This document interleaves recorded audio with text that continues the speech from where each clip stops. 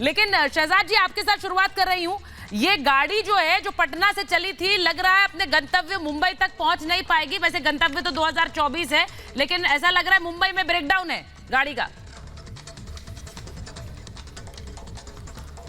सुचरिता जी, एक पुरानी कहावत है कि वक्त की यारी तो सब करते हैं, पर दोस्त मज़ा तो तब आए जब वक्त बदले और यारी नहीं। पर देखिए, यारी पलटने में और वक्त बदलने में 7 दिन लगे।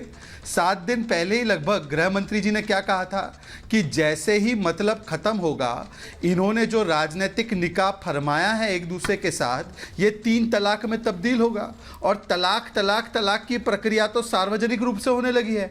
और केवल ये अलका लांबा तक सीमित नहीं है। चलिए, अलका लांबा को इन्होंने डिसमिस कर दिया, हालांकि बेचारी पर क्या गुजर रही होगी।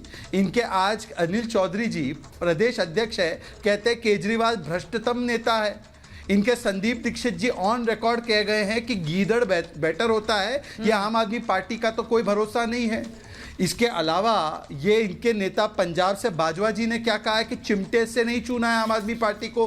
पंजाब में तो इन्होंने कहा था कांग्रेस पार्टी हत्यारी है सिखों की। और केवल इधर तक सीमित नहीं है, अब यहाँ पर पूरी मंडली बैठी है जिनको मैं कहता हूँ, पता है क्या मैं कहता हूँ, INDIA जो कहते हैं ना, इसका मतलब है इंटरनली नेचुरली डिवाइडेड इनका अलायंस।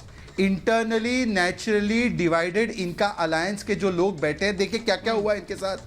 TMC लेफ्ट को गालियां दे रही है बंगाल में, कांग्रेस लेफ्ट को और TMC को गालियां दे रही है। RLD ने दिल्ली सर्विसेज पर वोट नहीं डाला। आम आदमी पार्टी और कांग्रेस के बीच में क्या चल रहा है वो देखा आपने। कांग्रेस केरला में वहां की सरकार को भ्रष्ट कह रही है।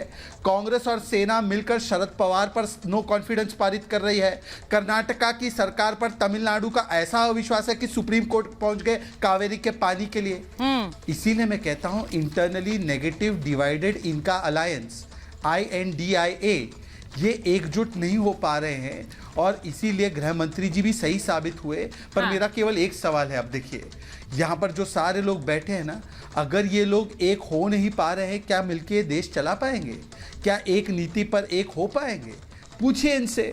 मैं एक बार विनय मिश्रा जी के पास जा रही हूँ। किशोर तिवारी जी से पूछे, मुस्कुरा रहे हैं। किशोर तिवारी जी के पास मैं जाऊंगी, क्योंकि यहाँ दिल्ली में तो खींचतान चल रही है, महाराष्ट्र में क्या हो रहा है पता नहीं चल रहा है। लेकिन विनय जी जरा बता दीजिए, ये तो भविष्यवाणी सदन में पहले ही गृह मंत्री ने कर दी थी कि ये सिर्फ और सिर्फ दिल्ली सर्विसेज बिल और नो कॉन्फिडेंस मोशन तक रहेगी दोस्ती, उसके बाद घमंडिया गठबंधन आउट। ऐसा लग रहा है भविष्यवाणी आप लोगों की पहले ही हो गई सदन के अंदर। देखिए, मुझे एक बात की बहुत खुशी है, कम से कम भारतीय जनता पार्टी को, मोदी जी को इंडिया गठबंधन से डर तो लगने लगा है। आजकल इनके रात दिन सपने में सोते उठते इंडिया इनको नजर आ रहा है। जहां तक हमारा गठबंधन का सवाल है, गठबंधन बिल्कुल इंटैक्ट है। और कल खुद कांग्रेस पार्टी ने बयान देकर खंडन कर दिया, तो इसमें कुछ कहने लायक रह नहीं गया। लेकिन बीजेपी को मौका मिल गया कहने का, क्योंकि और कुछ तो उनके पास कहने के लिए है नहीं। विरोधियों के बात करने के अलावा इनको अपना काम दिखाने के लिए तो कुछ है नहीं।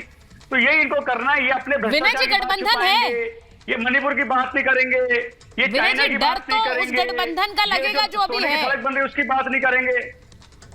आपके लिए तो कह रही कांग्रेस पार्टी चुनाव हार जाएंगे, इनके लिए क्या सीटें छोड़ेंगे, 7 पे 7 लड़ेंगे।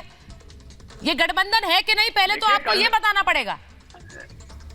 देखिए, गठबंधन बिल्कुल इंटैक्ट है। और कल खुद कांग्रेस पार्टी के प्रभारी, दिल्ली के प्रभारी ने खुद आके क्लियर कर दिया कि अलका लांबा जी जो है वो ऑथराइज नहीं है। तो अब जब खुद उन्होंने खंडन कर दिया, तो मुझे लगता नहीं इसके बाद कुछ कहने के लिए है इसके अंदर।